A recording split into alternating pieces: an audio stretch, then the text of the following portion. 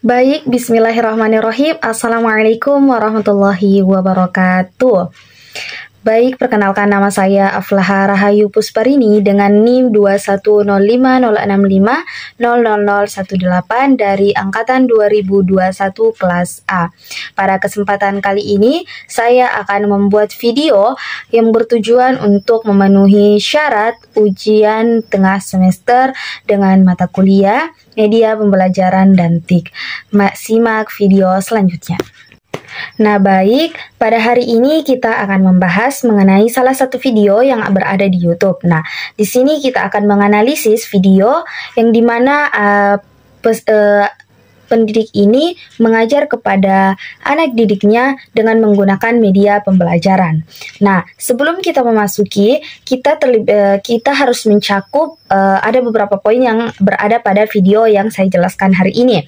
Yang dimana yang pertama, kita menganalisis bagaimana permasalahan yang ada pada video dari pendidik ini mengajar kepada para peserta didiknya. Yang kedua, kita menjelaskan media apa yang mereka gunakan terhadap anak didiknya, yang beliau gunakan terhadap anak didiknya. Yang ketiga, apa kelebihan dari media pembelajaran yang beliau terapkan kepada anak didiknya. Dan yang terakhir, bagaimana kelebihan dari media pembelajaran tersebut dan apa solusi yang harus kita berikan kepada media pembelajaran tersebut.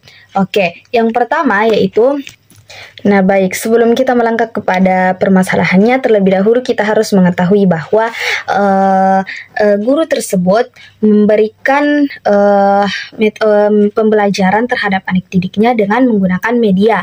Nah, media apa sih yang guru gunakan? Nah, jadi pada video tersebut seorang guru mengajar kepada siswa-siswinya, siswa-siswi SMP dengan menggunakan media visual.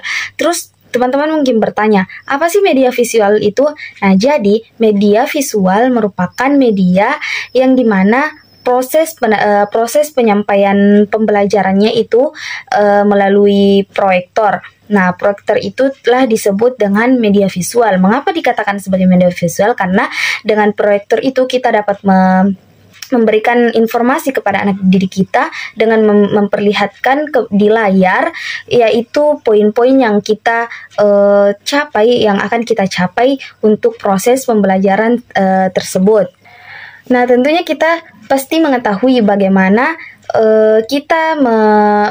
cara memperoleh kita menggunakan media visual tersebut. Jadi kita itu menggunakan dua indera. Yang pertama, indera mata untuk melihat poin-poin yang ada di layar tersebut, dan yang kedua yaitu melalui panca indera telinga.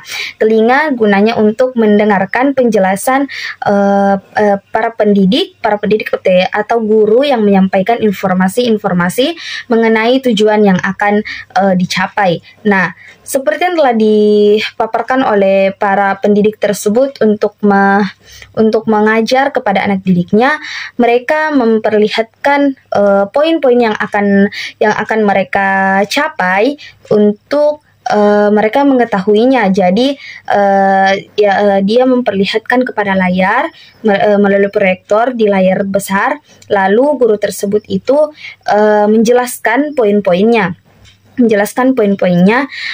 dengan cara menyebutkannya saja. Nah, disinilah terjadi sebuah permasalahan terhadap anak didik dan para pendidik, karena ketika kita mengajarkan dengan cara media visual, ini tentunya yang pertama itu kita harus menjelaskan poin-poinnya, tidak hanya menyebutkan saja poin-poin yang berada di layar tersebut. Nah, jadi contohnya kita sedang belajar TIK. Nah, bagaimana sih belajar TIK itu? Apa yang harus kita capai? Nah, terlebih dahulu kita harus menjelaskan apa TIK itu, lalu media pembelajaran itu. Terus kita lanjut kepada poin-poinnya. Nah, poin-poinnya itu kita jelaskan, bukan hanya kita sebutkannya saja.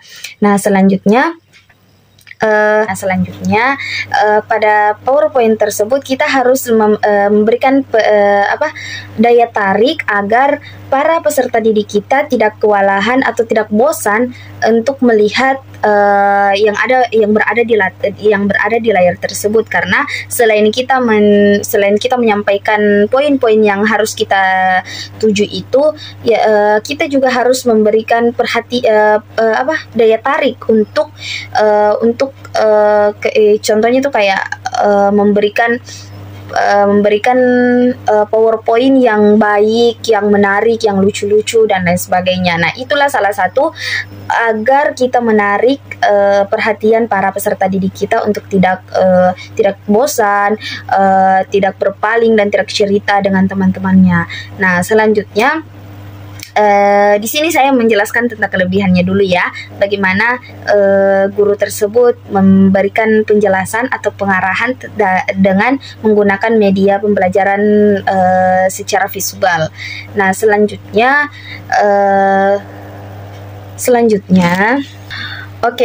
yang ketiga, kelemahannya itu kita tidak bisa secara terus-menerus atau secara monoton menerapkan media pembelajaran visual ini. Mengapa saya mengatakannya? Karena yang pertama, kita harus menyeimbangkan antara indera mata dan indera telinga. Untuk yang pertama, yang pertama itu beda dengan ketika guru menjelaskan. Ketika guru menjelaskan secara mulutnya sendiri itu beda, karena kita hanya fokus pada satu titik saja. Kita hanya fokus kepada guru saja mengenai mereka yang menjelaskan, mereka yang menceritakan. Nah, kita menggunakan mata dan telinga kita hanya satu fokus saja. Tetapi ketika kita menggunakan media pembelajaran visual, maka yang pasti kita harus menyeimbangkannya. Yang pertama, kita harus melihat dengan panca indera kita, mata, untuk melihat layar tersebut, poin-poin apa yang disampaikan kepada guru kita. Dan yang kedua, pendengaran kita harus tertuju kepada guru tersebut karena mendengarkan penjelasannya, karena pada PowerPoint tersebut tidak ada penjelasan secara audio, hanya gambar saja yang mereka perlihatkan kepada anak didiknya. Nah, itu salah satu kelemahan dari media visual melalui proyektor tersebut. Nah, selanjutnya kita harus berbicara dong kelebihannya, karena setiap sisi pasti memiliki kelebihan dan kekurangan, tentunya bukan. Nah, jadi kelebihannya itu yang pertama, kita kita sebagai pendidik atau beliau yang ada di video tersebut telah menyelesaikan atau telah mencapai dari salah satu perkembangan teknologi kita. Jadi alhamdulillah sudah bisa mempraktikkan bagaimana media pembelajaran bersifat online ini kita saksikan kepada anak didik kita, terutama pada pelosok-pelosok. Nah, ketika kita gaptek terhadap teknologi, tentunya kita merasa tidak enak kan, apalagi ketika anak didik kita lebih mengetahui ilmu-ilmu teknologi. Nah, jadi di sini kelebihannya, guru sudah bisa mampu memberikan yang terbaik melalui media pembelajaran visual. Dan yang kedua, guru sudah bisa menjelaskannya melalui media pembelajaran ini dan memperlihatkan bagaimana kecanggihan teknologi pada zaman sekarang.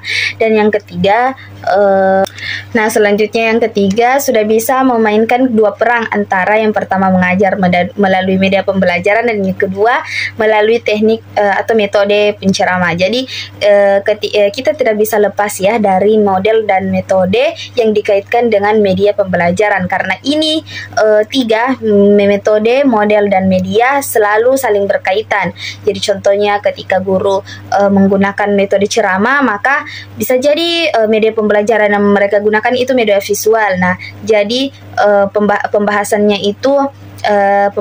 atau penjelasannya itu mereka gunakan dengan taktik ceramah begitu. Nah, selanjutnya kita memberikan solusi. Jadi solusi dari video tersebut yaitu sebaiknya kita tidak secara terus-menerus menerapkan kepada anak didik kita, karena pengetahuannya dari segala sisi itu berbeda-beda. Bagaimana anak didik itu kita harus memberikan penerapan otodidak, penerapan yang bukan otodidak, tapi penerapan yang berganti-gantian secara berkala. Nah, begitu. Nah, karena setiap anak didik itu memiliki perspektif tersendiri dan memiliki rasa bosan terhadap media yang kita gunakan kepada mereka.